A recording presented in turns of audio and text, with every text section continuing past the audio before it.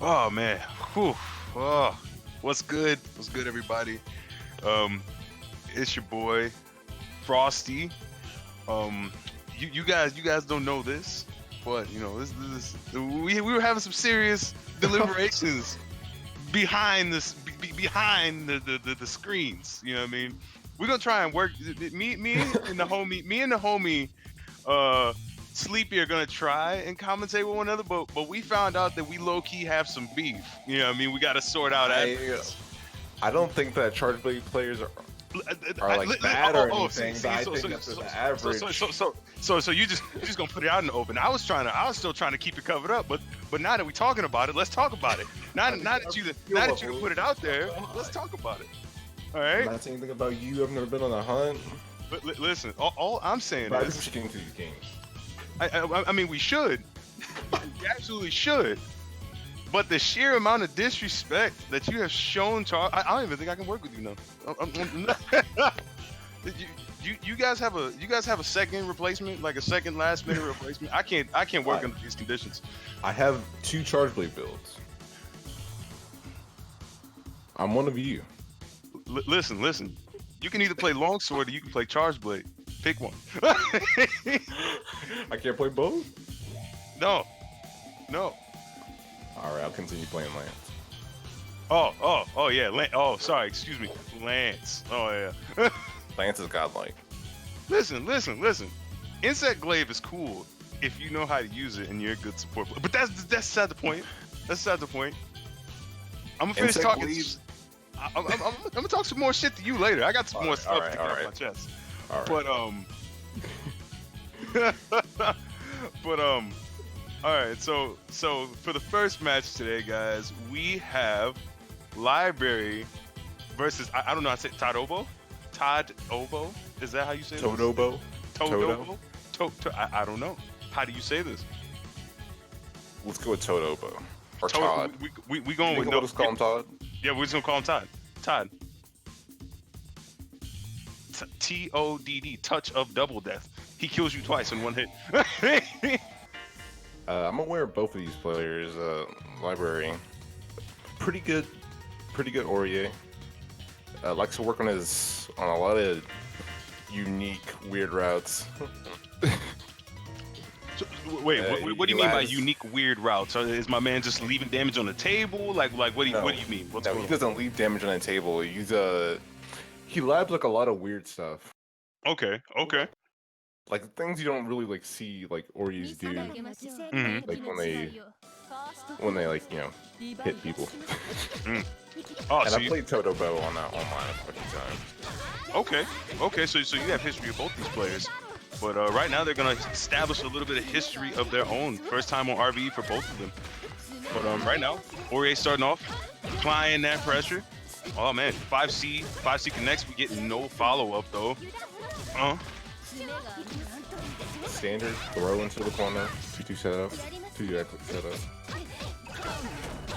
Oh man, ooh, guy with 3C. Didn't get anything off the counter hit though, but just running up and just applying some really flying pressure with those 2 A's. Nice 3C. Let's spin the minute to get the confirm. Reload. Oh no! Wake up 5A. When in doubt, poke it out. Shit. This is the character to do it with. Yeah, that 5A goes about halfway across the screen. Just a rough estimate. Quarter of the screen, on a bad day. But yeah, man, right now, my man Todd has the full extendo clip of the perp. Oh, tries to hit him with the cheese and misses. Ooh, okay. Dropping these combos right now. Keep this turn though. BloodBerry sitting there after the 4-2-1B was sitting there and was expecting the gunshot, was respecting the potential special cancel. Nothing came out though, and Todd was able to take another turn and end up securing the game off of it. But right now, BloodBerry just trying to find the way back in. But Todd, obliges and comes to BloodBerry and establishes this corner positioning, which we all know Eltnum. Oh, never mind. I lied. He's out. I saw JC. Classic. Nice run up grab. Ooh, the Eltnum special 2B weight grab gets tech. So when we get dash beam to throw? Listen. That's game 5 tech. That's game 5. We're still game 1. They have to play with respect at the beginning, and then they start doing the wild boy stuff later. Oh man, nice assault C ends up getting a hit. How much is this gonna do? Oh, come on now. All right, so one thing I'd really like to see both these players start doing is they're both sitting on the full. Oh wait. Oh, yes. Ooh, yes into the air scoop. Magnets is somewhere proud right now. I feel like every time that happens, Magnets is somewhere and he just gets a random sense of pride. He's just like, yeah. I taught him that. That's his brain. He just starts looking up to the heavens and smiling like, yeah. Another Eltnum player just got their wings. But library, but like I was gonna say before that amazing air scoop, I really like to see them both start spinning some of this meter, man. They're both sitting on 200 bar way too often. They're only kind of like using it to extend pressure, or in library's case, used it like once or twice for some Oki or to like end a round. Start spinning that bar mid round. Like you're sitting there, you're sitting on 200 meter, you're just losing damage if you're just sitting there with a full stock the whole time. Interesting play there. I've actually never seen anyone do that run up 623A in the CS. I wonder how much frame advantage is on that actually. Yeah, that would be interesting to see. Magnus, wherever you are, I'm gonna need you to watch this and test that. Get back to your boy. He said, oh, never mind, he's here. He said none. No, there's no frame advantage on that whatsoever. But all right, general pressure. Orie doing Orie things. Was expecting overhead, but got caught low. Now Thanatos gets another hit. How much is this gonna do? We hitting the 3K mark? Nah, taking the itty bitty damage. Ooh, oh, you can punish that. You can punish that. That's not safe. That is not safe. A lot of people let Eltnum get away with that, but like I'm pretty sure Orie could just 236A that. I'm fairly certain she gets 236A that on block. He was quite far away though. I don't think he would have moved forward enough if you can't punish that. That's fair. That's fair.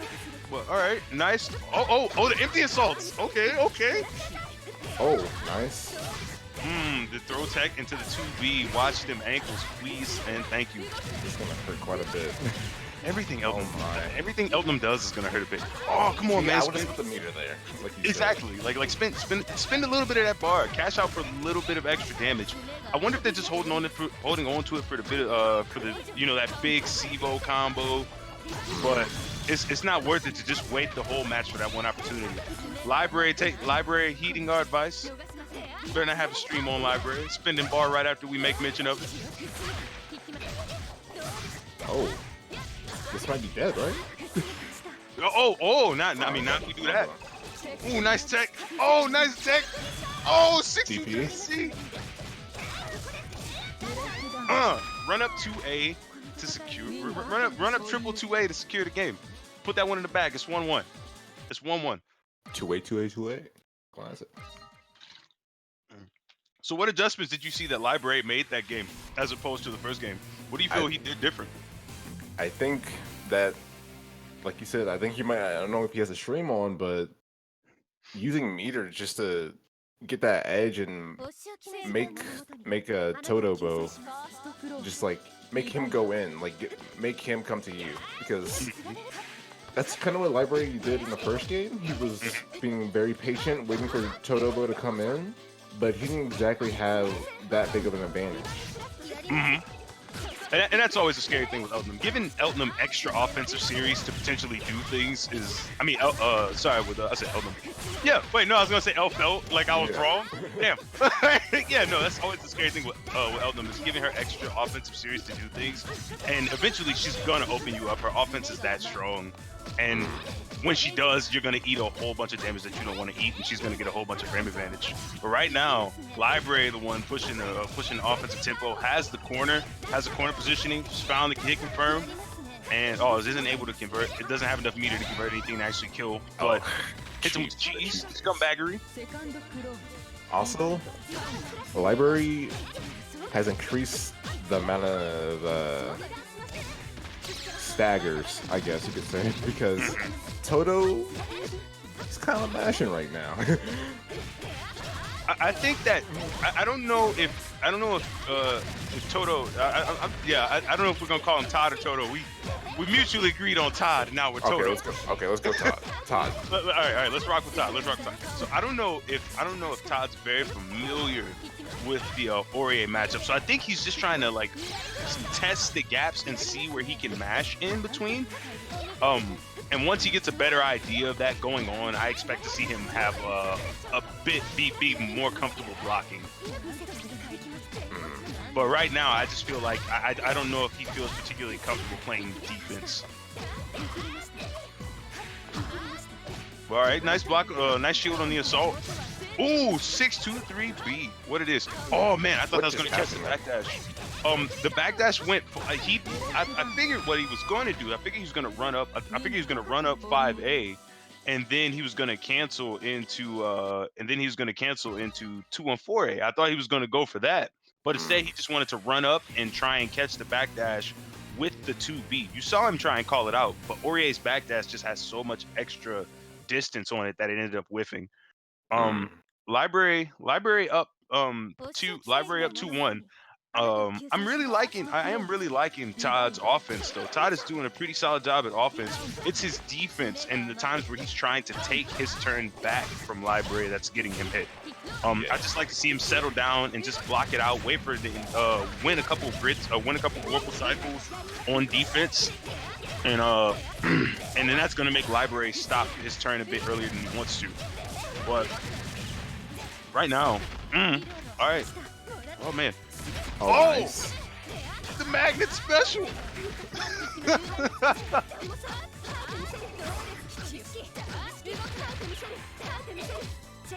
+3. Oh wow, He's out. Doesn't get that many hits though. Spent 100 meter. Spent 100 meter for 637 damage. Feels bad. Santec. Oh, Santec trap. Ooh, gets caught in the ankles. Oh man, I'm pretty sure if he would have finished that confirmed, he had Sivo on deck. He probably could end that. Let's see if this comes back to home. Let's see if Todd can make something happen. Ooh, divine thrust. Are we just gonna footsie this out? All right. Ooh, good blocks. Okay. Ooh. Oh, we don't take gold throws out here. We don't tech gold throws. And you know the crazy thing is Todd's been teching throws like crazy, but the first gold throw is the one that seals the game. Just wasn't expecting that.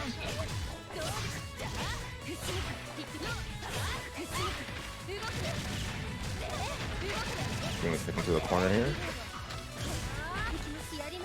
Just bail off. Hey man, sometimes you gotta do it to him.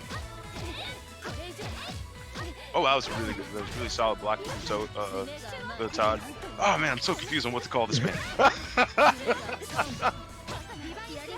The dash under. They don't respect it. I thought he was about to get some sauce. I thought he dashed under it, was gonna come back out to the other side, and then come back through with the EX236C. That would have been nice. The triple side swap. Oh wow, wake up. He's gonna punish that. Nice. Not the monkey see monkey do reversal. All right. So like right there, he just got frustrated. Library's reversals have been pretty much on point the entirety of this time. I don't think Library's missed a single reversal. No, and when somebody's having that much success doing things with that higher risk, sometimes you get frustrated and then you just want to reversal them back. But you got to play solid, man. There was too little life on the table for you to take that risk. But fortunately, this is not the end. It is far from the end. Todd still has plenty of games to catch up. Just has to adjust that defense a little bit, not get so overzealous. Can make it happen. Subtle that 2C though. Doesn't finish that combo, unfortunately. Salts again over that low hitting lane, but it did 2C that time.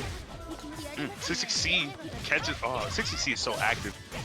Oh man, it caught that back dash so late. All right.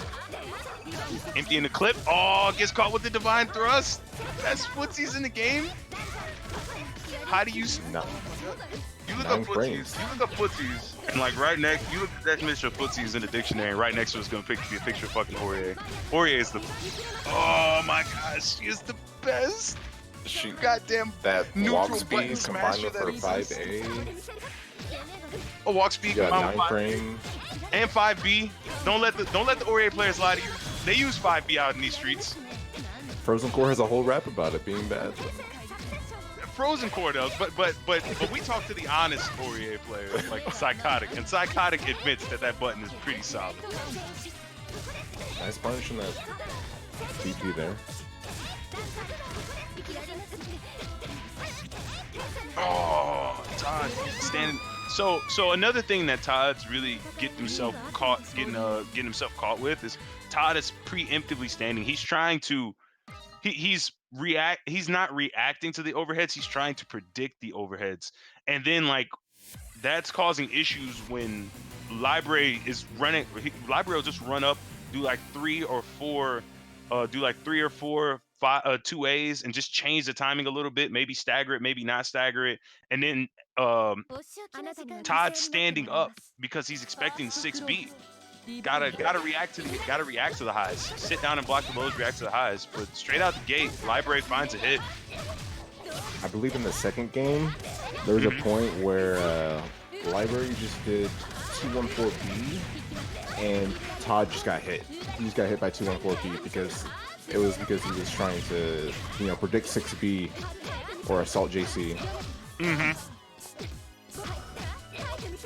Gotta watch the legs, man. I mean, gotta watch for the overheads, but you can't try and read them. That gets you hit by the lows. But right now, that was a really good side swap at the end right there, using the force function to change sides. All right, just wanted the bullets. Just wanted a clip full of frame advantage. This should be it. As long as Todd finishes this combo, this is it. I don't even know if you have to spin. Oh, the magic pixel. I was just about to say, I don't even know if you have to spin cash on it, but it was close. Good job for Todd to clutch that out. Ooh, he could have 2-1-4 seed after that to get the follow-up. That was some extra damage right there. Another thing I know is these tech trap setups that Library has been going for have been working out for him. He's only done it twice at this point. With the throw being the second, but they worked. Oh yeah, absolutely. Oh wow, trades with Thanatos, and this is not gonna feel good at all. Oh man, Orie with that nice 20% damage buff. Luckily that Vorpal cycle didn't end before then, because it would have been at 30%.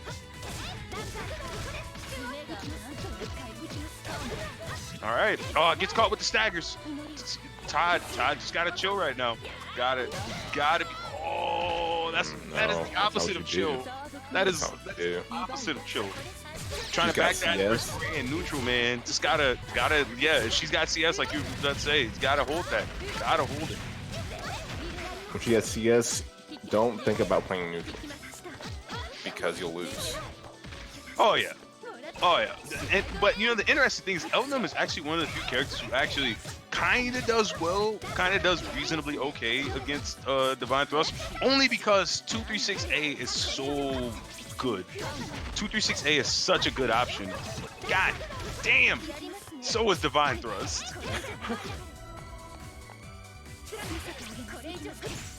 Yep, there it goes. Gets caught stand shielding, man.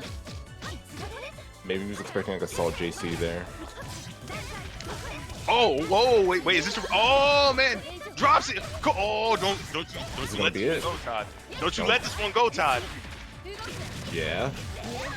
Keep it safe. Keep it safe. Good stuff. Keep it simple. Keep it simple, man.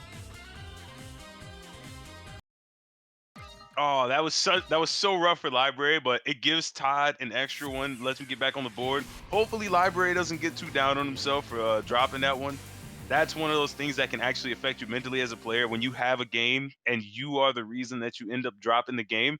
That shit's hard to that can be hard to deal with. So hopefully that doesn't affect Library coming into this one. He's still up 2, but that is rough. Knowing that you should be up 5-1 as opposed to 4-2. Oh no, bad shield. Good recognition on the shield whip though by Library. Oh man, this is such good pressure. Ooh, good 2B poke out. Up the side swap, good stuff. Push it towards the corner. Oh man, I think I would have liked to have seen Todd maybe let that combo a little early, try and steal that Vorpal cycle. It would have been really beneficial for him to have, especially with him having a life deficit at that time. That Vorpal cycle ends up allowing Library, assisting Library in taking that round. Oh my gosh, not another gold throw. All right. There we go. These staggers are doing a lot of work for Library. Todd is just, he's falling for it. Oh yeah, man. Todd is just getting.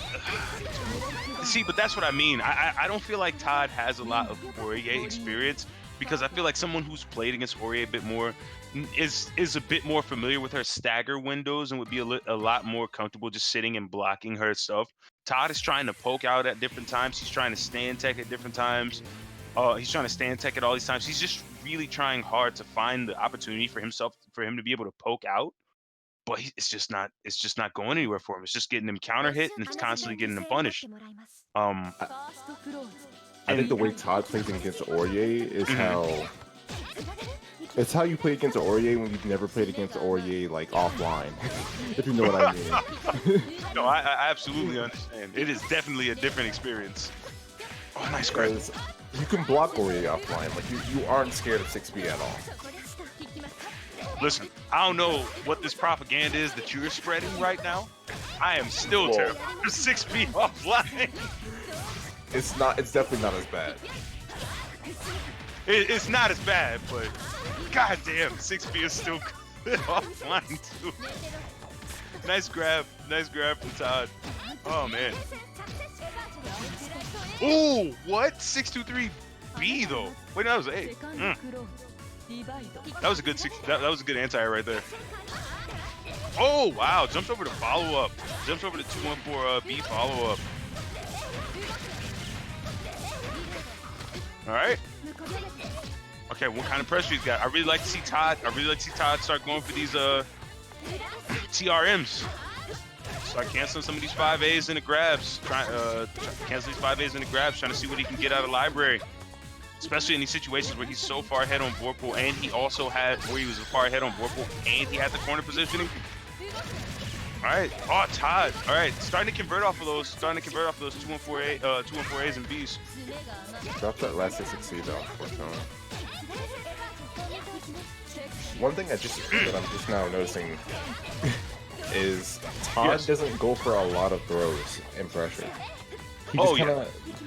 He just kind of like does like standard Eltnum stuff, you know, trying to keep your plus frames and make Library respect it, but he's not giving Library a reason to really respect it.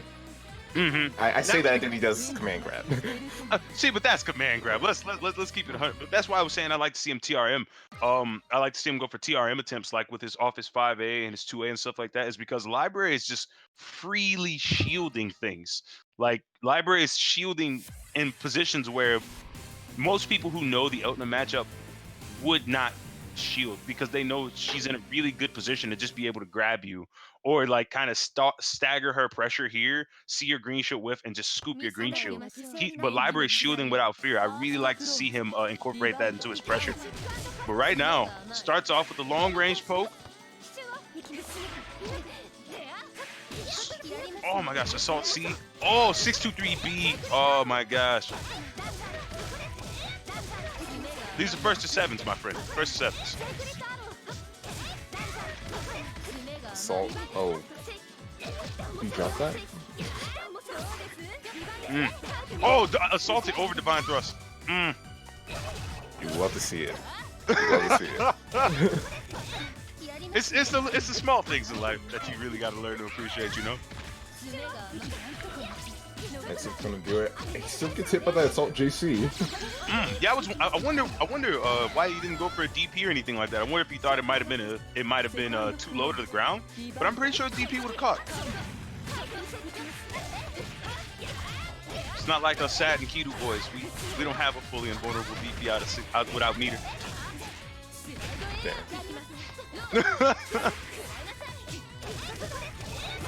Nice 5A. Oh my, that 5A was pretty crazy. Good throw. Oh, nice divine thrust. Why? Oh, no follow up with the 236C though. Come on. All right, there we go. Now we got it. Dashes back outside the corner. Has this corner pressure going for him. This is where Library is constantly making the money, paying the bills. Oh, never mind. Oh, Yep, there it goes. And tries to go for the cheese. You gotta respect. You have to respect the Vorpal. You have to respect chain shift in those situations, especially when you're like one hit away from when you're on death's door. Do apply pressure, but attempt to bait the chain shift. Don't outright disrespect the chain shift. That was way too risky of a position he put himself in at that moment. And now Library is on this is game point. Like this, if he wins this, he takes the set. Yep.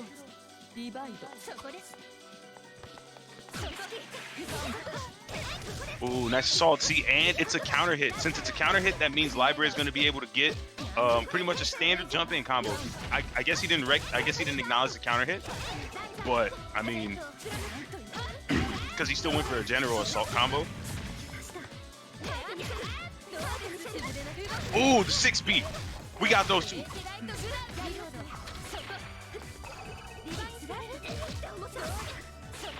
All right, pressure into playing in neutral, and that's what I'm talking about. Eltnum's 236A is actually a solid button to harass Orie with at some of the spaces where Orie wants to divine thrust. Some of them. All right, you got full clip here. Oh, doesn't finish the combo. Wake up, VO. Okay. Oh man, he gets thrown, and he's gonna have to start this whole round without meter now, since he risked it all with that VO late in the round. That was a pretty funny trade. Gunshot versus A thrust. And A thrust is stronger than bullets. You guys saw it here.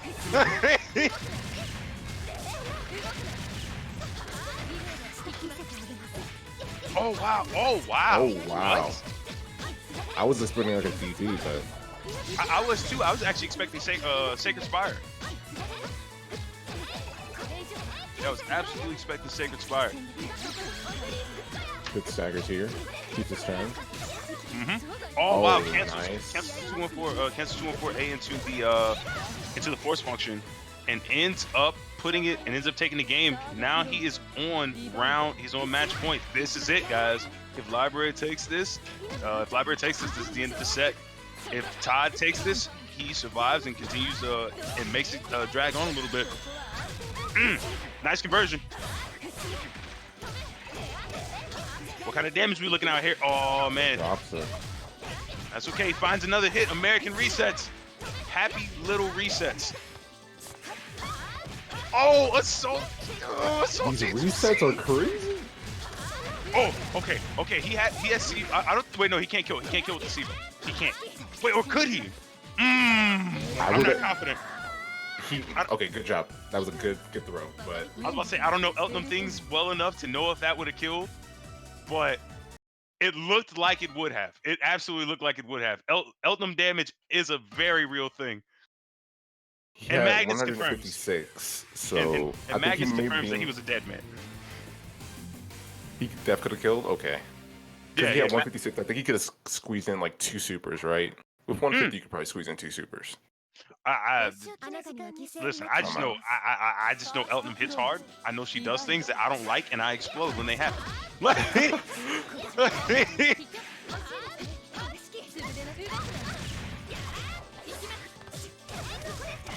All right.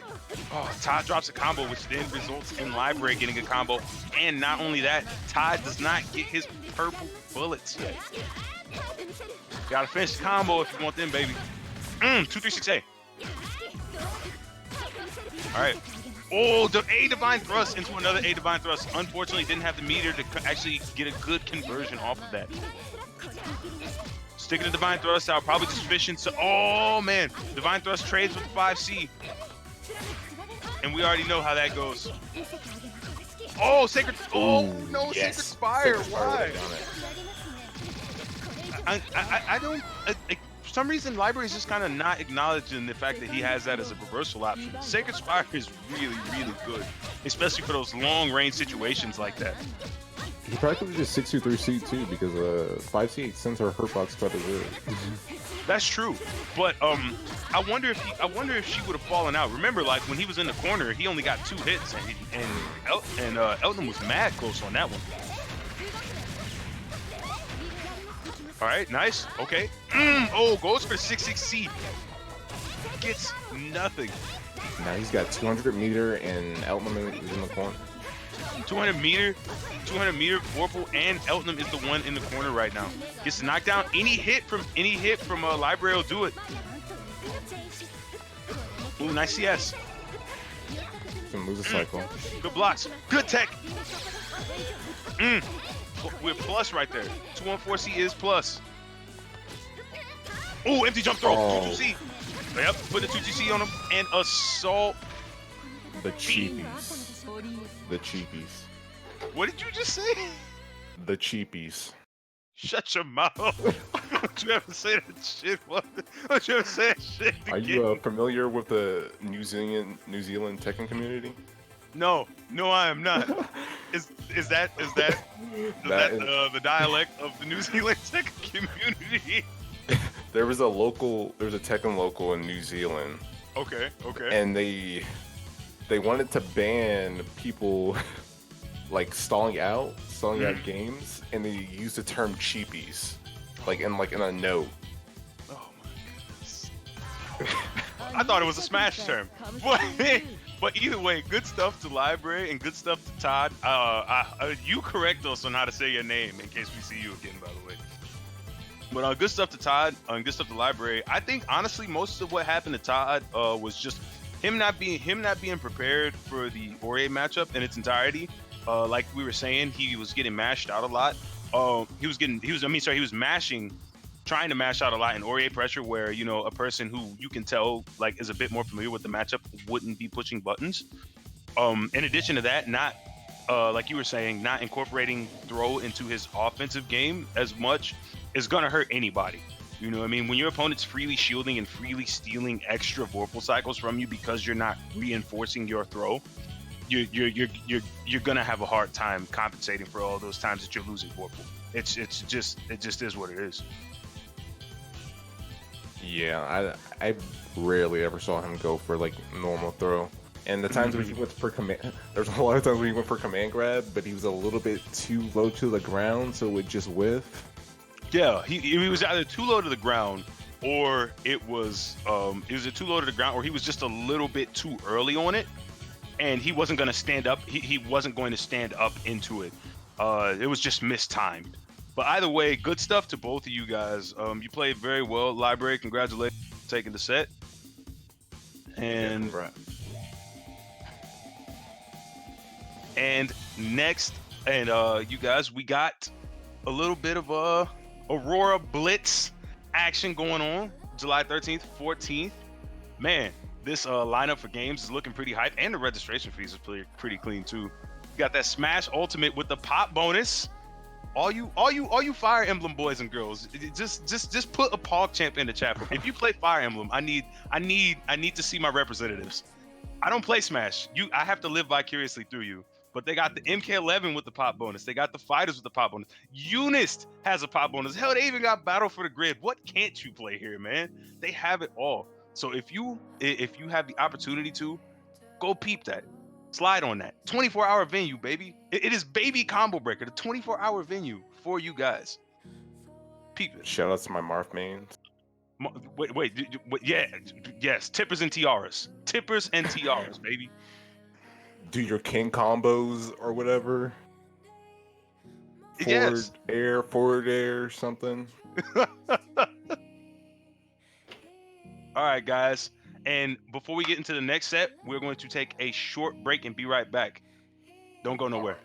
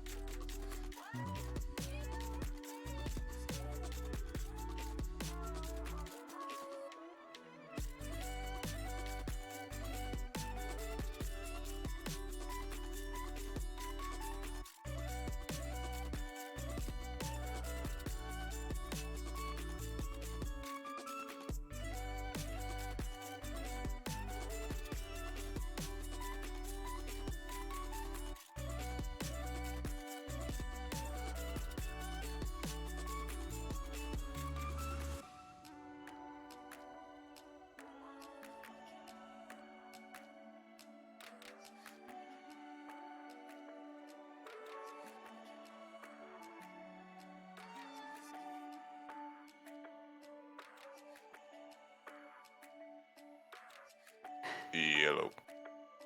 Hey, what's good, everybody? We are back, and we're about to start this second set.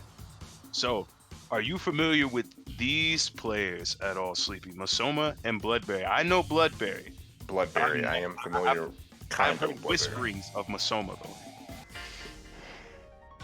So, do you know anything about Masoma at all? I know he's a Byakuya player, and I believe he's from Texas, but that is all the info I got.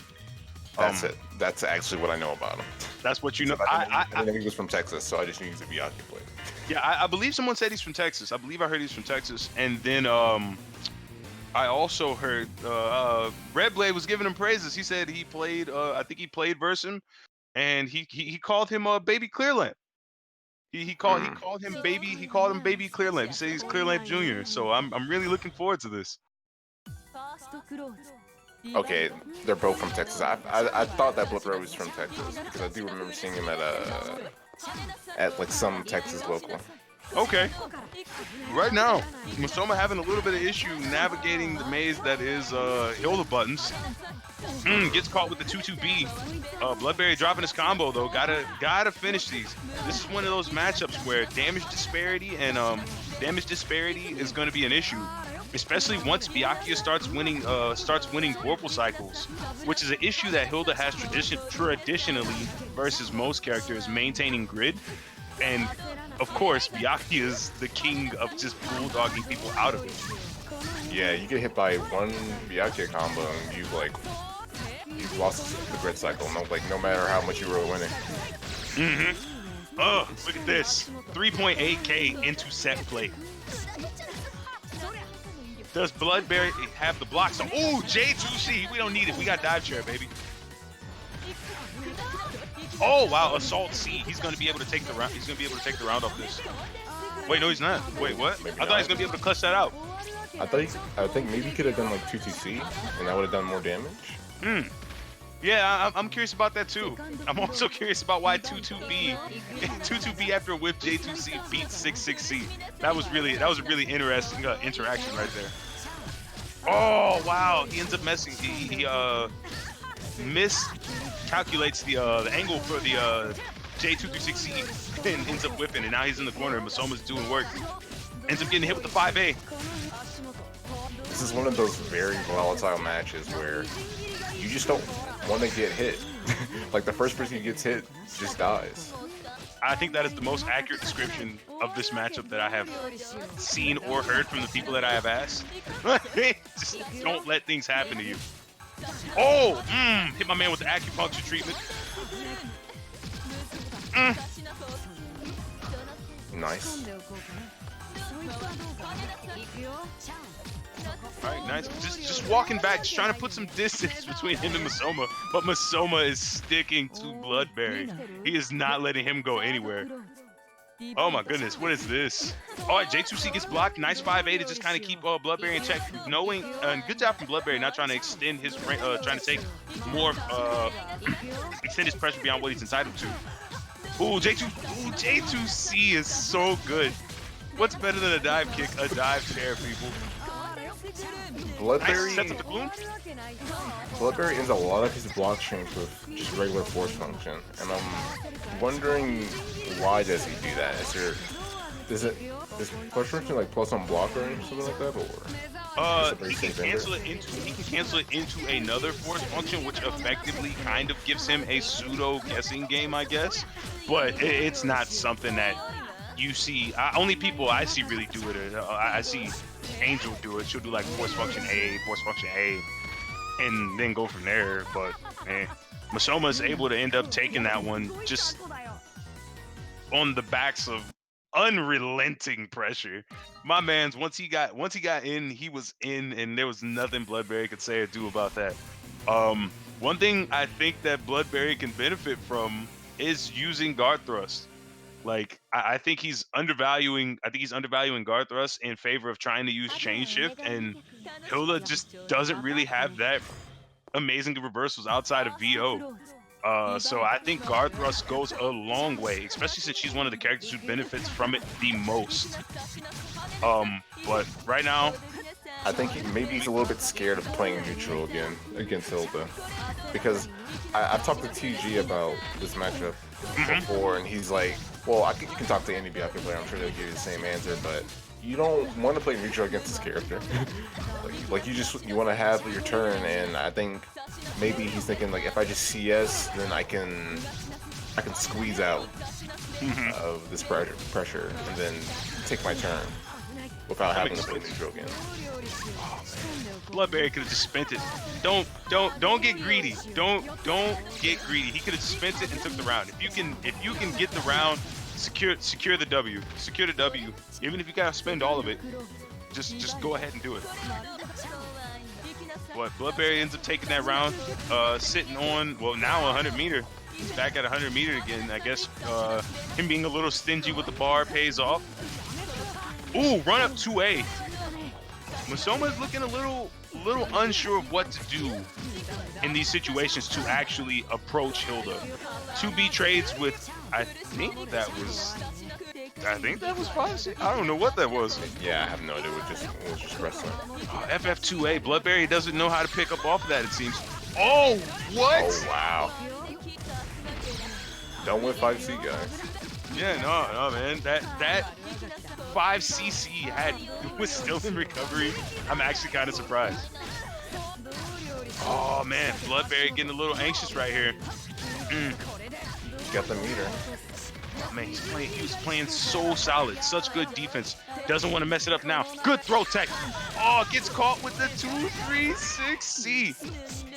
All right, good blocks. Oh, with the throw.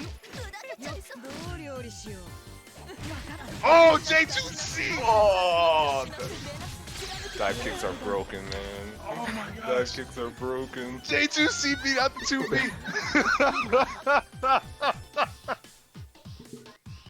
Yo. It's things like this that make me hate that move. Shit just like that makes me hate that damn button.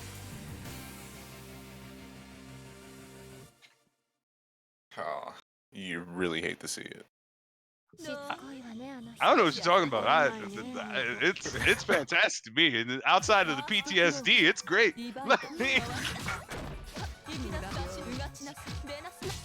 Ooh, oh man, eating these linchpins. BloodBerry gotta finish these conversions though. So much damage being left on the table, and Masoma, from what I've seen so far, is definitely not gonna return that favor. He's trying to get everything that he can get. And all the corner carry too. Wall to wall. Chris Brown special. That music video is crazy, man. That music video was dope. Like, I'm not gonna lie, I remember being a kid and watching Vampire Chris Brown do his stuff. That shit was hot.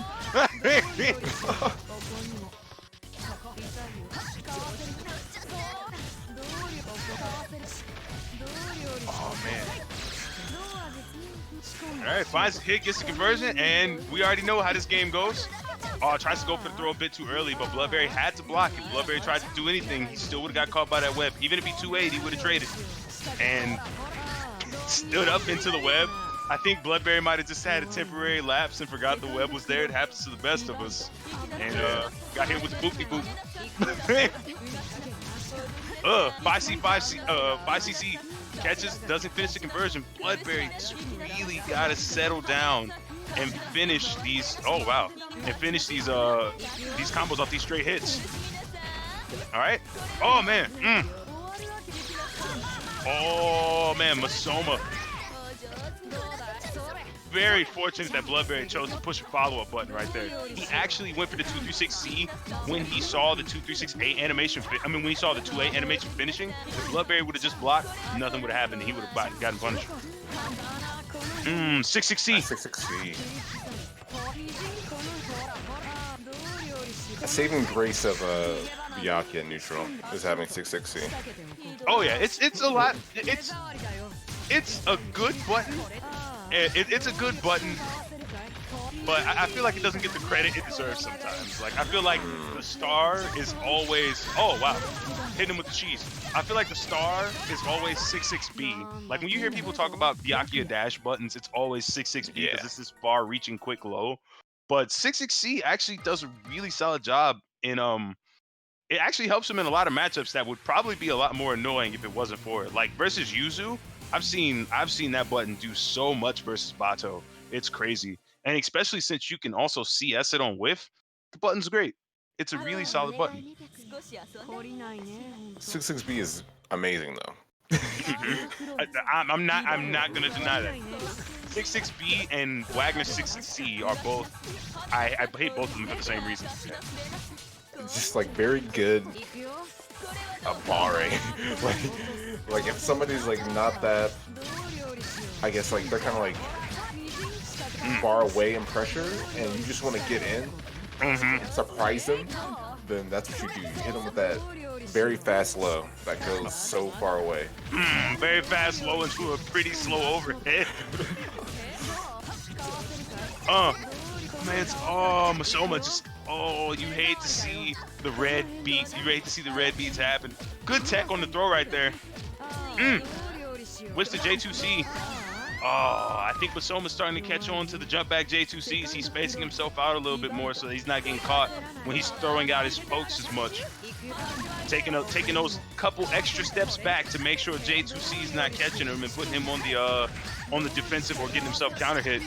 But right now, my man's on the offense. 3.5K off the first confirm, and he's gonna get this first Vorpal cycle out of it. Oh, barely actually.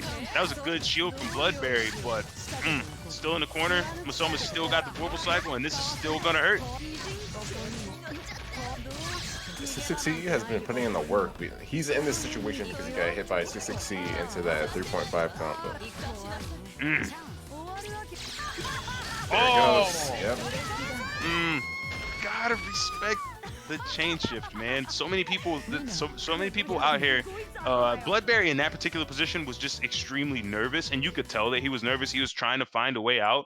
If BloodBerry really wanted to get out of that situation, even if he up backed, right? Like BloodBerry could have up backed and then teleported out. Hilda does have that as an option. If Masoma was going to go for the 6-2-3, he thought Masoma was going to try and like CS potentially, he could have tried to have teleported himself out. I would have preferred that he stayed on the ground, maybe tried to poke a little bit, try and bait the CS out of him, but it is what it is. Masoma's up 3-1 right now. What adjustments would you like to see? What adjustments do you feel BloodBerry needs to make to his game so that this deficit doesn't continue to grow? I think he needs to chill out on the up back. I think it stopped working after the first 2 games, and he's been in situations where it just hasn't worked. He got hit by that 5C, like you said, like that. Well, like he's spacing himself out. He got hit by that 5C when he tried to do up back J2C, and just now when he did up back, and then he just got reversaled out. Absolutely. And man, I think one big thing that he's not. BloodBerry's got to start winning some of these Vorpal cycles, man. Once Masoma's getting a hold of him, Masoma's not even necessarily always instantly using them. He's kind of bulldogging them sometimes. Like if he's close to the end of a Vorpal cycle, and he knows he's gonna take the next one, he'll just hold it, just so BloodBerry doesn't have it. Oh, good VO. All right. But if BloodBerry can make something out of this, Hilda does a pretty solid amount of damage. Not to mention, if he can hold out and win this Vorpal cycle, that's sweet. Oh, never mind, he doesn't have the 100 meter anymore. If he was able to secure this Vorpal cycle and he had some bar, Hilda does get that meter refund as a Vorpal trait. Oh, man. I was about to say, is he able to secure this? Oh, man, this is rough. Oh, no, not the backdash. Oh. BloodBerry got so nervous. He got so nervous and he just wanted to run away so bad. Secured, like it was 3 seconds left. He thought he could make it, but 66C saves the day from Masoma. Oh, that hurt so bad. Another thing I was about to say in that last round, if it came true, is like I think BloodBerry's just being a little bit too active, like in neutral. And he's getting bopped by 66C. Like 66C has had like a 90% win rate. Oh wow. Ooh, all right. Ooh, nice conversions. This is gonna be the round if Masoma finishes this. All right. Like at the end of that last round there, where he got robbed, he did JC like 3 times in a row. Yeah, he did. Ah man, and BloodBerry is just he's so anxious. Like once Masoma gets on him, that's why I'm saying I'd really like to see him grid thrust. And this is for anyone who's listening who kind of sees Vorpal as just a tool for CS. No, man. Grid thrust, if you're really uncomfortable with the situation, if you don't have Vorpal, grid thrust normally costs you 100 meter. It normally costs you 100 meter, breaks you half of the grid. If you have Vorpal and you don't like what's going on, if you don't like what's going on, use 214D to get them smooth the hell off you. You don't gotta hold that.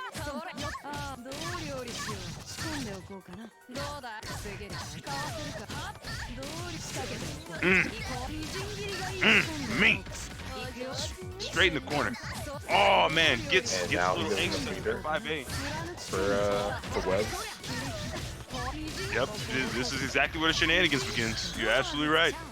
Oh my gosh, 4.1k. Stop. And now he's dead. Stop. 4.1k with 100 bar with just 100 meter, nothing else. We spent nothing else, just 100 meter, 4.1k. Look at that damage. Ooh, dash up 3. Wow, 3C ended up catching right there. That was actually really weird. I wonder why he got hit. Probably got just hit. pressing a button. He got hit with it didn't counter hit though. That was the weird thing. He didn't counter hit. Yeah. Got hit with the overhead.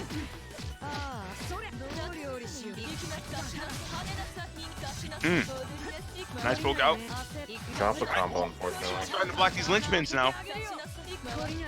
Masoma could dash forward after those. I don't know if Masoma knows that linchpin is it is -2. He can actually take a little bit of space after that. All right, ooh, nice blocks. BloodBerry just being really patient. Good shields. Oh, tries to stick out the 2A and gets hit with the assault. C. This is gonna hurt. Like I said before, when you get counter hit off of an assault, normally assault prorates your combos really hard. But if you get counter hit, the other person basically gets a regular combo. It scales the hit stun like a regular combo, which is why Masoma was able to do so much, even despite dropping it. Man, it's snowballing out of control. Maybe BloodBerry should hit the character select screen. Take that little bit of extra time. Hit the character select screen and then roll back into the match. He doesn't have you don't got to hit the retry button straight. You ain't got to hit the retry button straight at the gate. You don't even have to sit here right at this screen. Go to the character select screen, think the stuff over. Maybe change the color. Maybe the color is just a bad matchup for Byakuya. Color matchups matter. But other than that, man, I just really like to see him, like I said, incorporate that grid thrust into his game. Maybe start using one thing I haven't seen him do is I haven't seen him aim any glooms because Hilda can change her gloom angle. I haven't seen him aim any glooms in his own direction, like cut off the or even straight downward in neutral, like cut off the screen a little bit from Byakuya. Allow yourself the opportunity to win some Vorpal, to win a Vorpal. Like dude, he's just not using. I don't feel like he's using all of Hilda's tools in this matchup.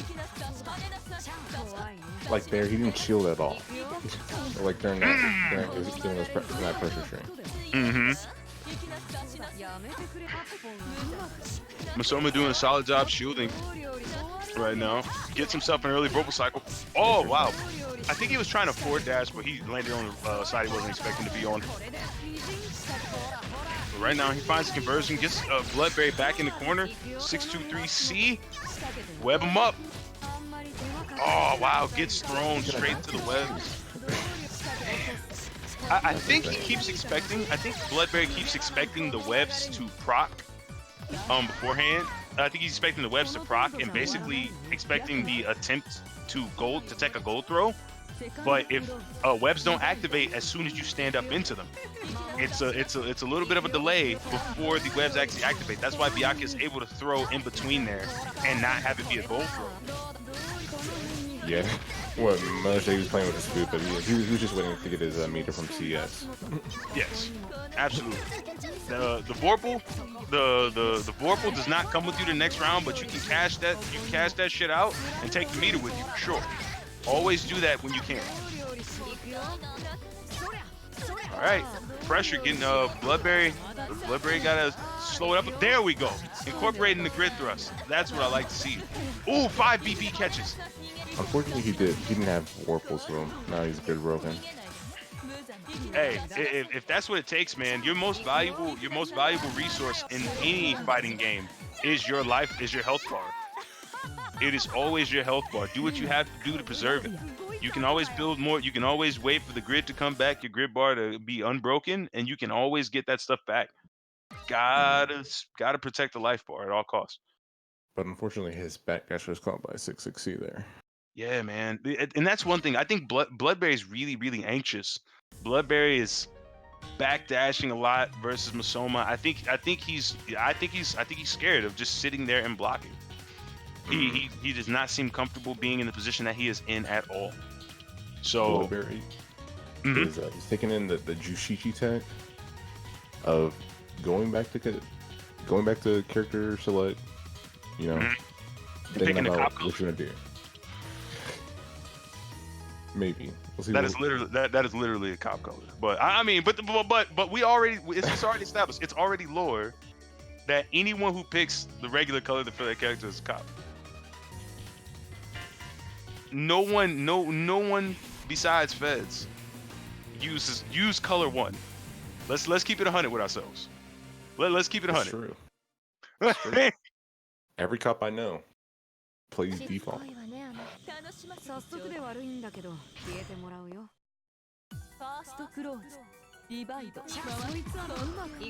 Oh, a nice block on the FF2A. All right, man. This is BloodBerry's last stand right here. Unless he can extend it and make something happen.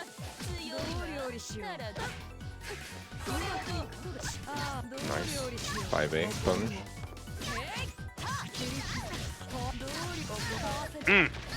All right. Someone building that 100 meter and has a nice chunk of grid. Good tech on the throw. BloodBerry settling down. I remember. Oh no, oh man. So that one right there, BloodBerry. I think what happened, and this is gonna be my best college of Unga Bunga guess, was that he was expecting the Vorpal cycle to close out at the same time that he was going to grid thrust. He basically wanted to grid thrust as soon as it closed out, and he did it a second too early. Just a little bit too early, and ended up breaking his grid and giving Masoma the grid. Nice 2C. All right, Masoma. Oh, working on match point. I mean, working on set point, excuse me. No, this is set point. This is 6-1 right now. Yeah. Oh, dude. All right. Nice tech. Nice. I think that's the first time he's ever teched a throw when he's been in such that web situation. Second. He did it last round. Second. you put some respect on his. My bad. Add that extra 1 on there. How dare you, sir? Nice jump back IC. ICJC. Good starter too. BloodBerry getting his first round in a while. BloodBerry looking like he wants to stay in this thing. It's not over till it's over. Oh, that linchpin is plus. I mean, not linchpin, but EX skewer is plus. Ooh, assault C. Not able to convert off it though. Gets the throw in the corner. Oh, good tech. BloodBerry starting to recognize the patterns. Dash up 2C, trying to use that delay sacrifice. Oh, 3C. 3C. He's going to get another web situation. The red combo though. The red combos, yes. Oh, assault C. All right, BloodBerry can't afford to crack right here, man. BloodBerry working with basically his last quarter of a life bar. Finds the hit with the 63A. Really good. But he doesn't do anything else off of it. BloodBerry, yeah, not finishing his combos. Hilda gets way more damage off that starter. I think BloodBerry's trying to keep it simple. There we go. Nice grid thrust. Sword rain gets the gloom up. Comes out the corner, doesn't finish the combo. FF2A. Oh man, Masoma doesn't drop this. If he doesn't drop this, and he doesn't drop this, oh man, you hate to see that happen. But good stuff to Masoma. 7-1 versus BloodBerry. BloodBerry just got really nervous. BloodBerry threw away a lot of those rounds, man. He threw away a lot of rounds, threw away a couple of games here and there. That one where he backdashed and got caught with that one where he backdashed like with 3 seconds left and got caught with the 6-6C. That one had to sting quite a bit. I like the adjustments he made in those last 2 games though.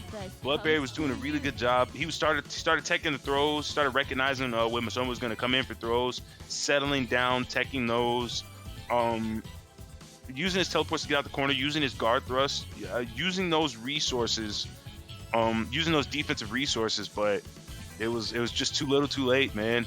Masoma, on the other hand, doing an excellent job taking advantage of Mr. BloodBerry's fear, his unwillingness to settle down and block in neutral, and just had a field day, man. He just had a field day. Were hitting.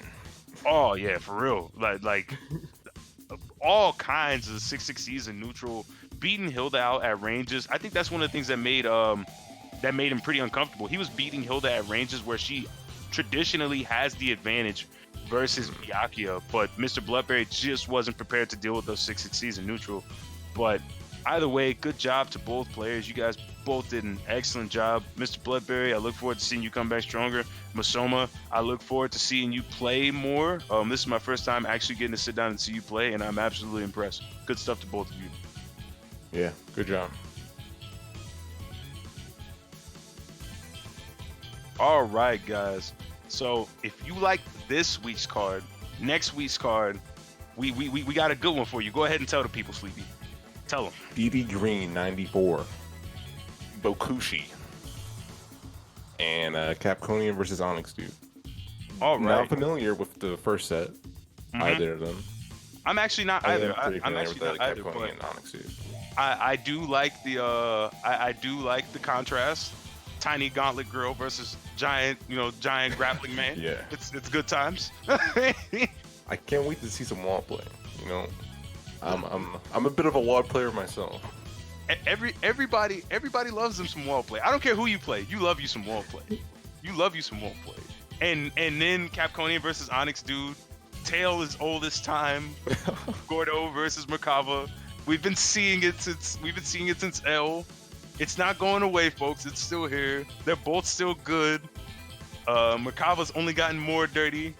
Gordo still has Rusty Nail and still has Rusty Nail, still has Grim Reaper, and he's gonna do all the cool swaggy combos that everybody loves to see.